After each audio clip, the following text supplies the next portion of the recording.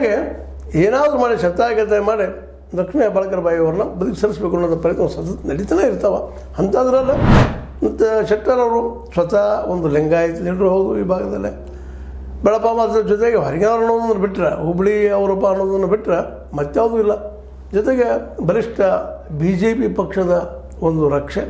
ಹೀಗಾಗಿ ಹೆಬ್ಬಾಳ್ಕರ್ ಅವರ ತಮ್ಮ ಮಗನ ಗೆಲ್ಲಿಸುವಲ್ಲಿ ಸೋತರು ಅನ್ನೋದು ಅಷ್ಟೇ ಸಹಿತದ. ಹಾಗಂತ ಅವ್ರು ನಿಲ್ಲಿಸಿದ ತಮ್ಮ ಕೆಲಸವನ್ನು ಮತ್ತು ನಿರಂತರವಾಗಿ ಮುಂದುವರೆಸ್ತಾ ನಡೆದಿದ್ದಾರೆ. ಈಗಂತೂ ಶರದ್ ಪವಾರ್ ಆದರ್ಶವನ್ನು ಜನರಿಗೆ ಮುಟ್ಟುವಂಗೆ ಪ್ರಯತ್ನ ಮಾಡಿಸ್ತಾ ಇದ್ದಾರೆ.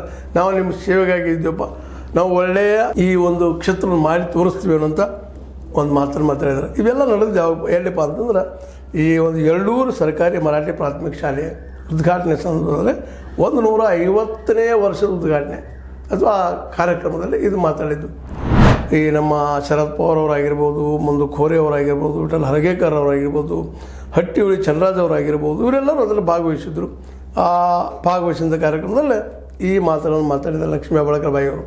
ಯಾಕಂದರೆ ಜಿಲ್ಲೆಯಲ್ಲಿ ಸಾಕಷ್ಟು BJPಯಲ್ಲೂ ಸಾಕಷ್ಟು ನಾಯಕರಿದ್ದಾರೆ, ಕಾಂಗ್ರೆಸ್ನಲ್ಲೂ ಸಾಕಷ್ಟು ನಾಯಕರಿದ್ದಾರೆ. ಅವ್ರನ್ನೆಲ್ಲ ಒಂದು ಸ್ವಲ್ಪ ಬದಿಗೆ ಸರಿಸೋದು ಅಷ್ಟು ಹುಡುಗಾಟಲ್ಲ. ಅಂಥ ಪ್ರಸಂಗದಲ್ಲಿ ಸಂಜಯ್ ಪಾಟೀಲ್ ಅಂತವ್ರು ಸಹಿತ ಎದುರು ಹಾಕ್ಕೊಂಡು, ಈಗ ಹೇಳಿದ ನಿಮ್ಗೆ ಸೂಕ್ಷ್ಮವಾಗಿ ಎದುರು ಹಾಕ್ಕೊಂಡು ಗೆಲ್ತಾ ಇರೋದು ತಮ್ಮ ಕ್ಷೇತ್ರದಲ್ಲ ಮೆಚ್ಚುವಂಥದ್ದು. ಬಟ್ ಮೊನ್ನೆ ಮಗನಿಗೆ ಆದಂಥ ಮುರಾಲಿಗೆ ಆದಂಥ ಸೋಲಿನಿಂದಾಗೆ ಅವ್ರಿಗೂ ಒಂದಿಷ್ಟು ಭಯ ಆಗಿದೆ. ಅದಕ್ಕೆ ಕ್ಷೇತ್ರವನ್ನು ಗಟ್ಟಿ ಮಾಡಿಕೊಂಡು ಯಾಕಂದ್ರೆ ಈಗ ನೋಡಿರಿ, ಈಗ ಯಾವುದೇ ವ್ಯಕ್ತಿ ಅದು ಈಗ ನೋಡಿರಿ, ರಾಮದುರ್ಗ ಹೋಗ್ತೀರಿ, ಅಲ್ಲಿ ಇಬ್ಬರು ಅದಾರ, ಯಾದವಾಡ ಮತ್ತು ಅವ್ರು ಬಿಟ್ಟರೆ ಪಟ್ಟಣವರು, ಅವ್ರು ಬಿಟ್ಟು ಮತ್ತೊಂದಿಲ್ಲ. ನೀವು ಇಲ್ಲಿ ಬಯಲುಗಳಿಗೆ ಹೋದ್ರೆ ಅಲ್ಲೂ ಅದೇ ಪರಿಸ್ಥಿತಿ. ಅಲ್ಲಿ ಕೌದಲಿಗೆ ಅವರು ಬಿಟ್ಟು ಮತ್ತು ಇನ್ನುಳಿದವರು ಅಷ್ಟೇ ಇದ್ದಾರೆ ಗುಂಪುಗಳು, ಜಗದೀಶ್ ಅವರು ಅಂತ ತಿಳ್ಕೊಂಡು.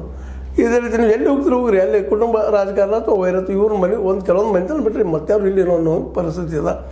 ಇಂಥದ್ರಲ್ಲೇ ತನ್ನದು ಕ್ಷೇತ್ರವನ್ನು ನಾಳೆ ತನ್ನ ಮಗಿಗೆ ಅಥವಾ ಈ ಬೆಳಗಾವಿ ಕ್ಷೇತ್ರಕ್ಕೆ MP ಮಾಡುವಂಥ ಕನಸು ಇನ್ನೂ ಹೊತ್ತಿದ್ದಾರೆ ಅವರು. ಆ ದಿಶೆಯಲ್ಲಿ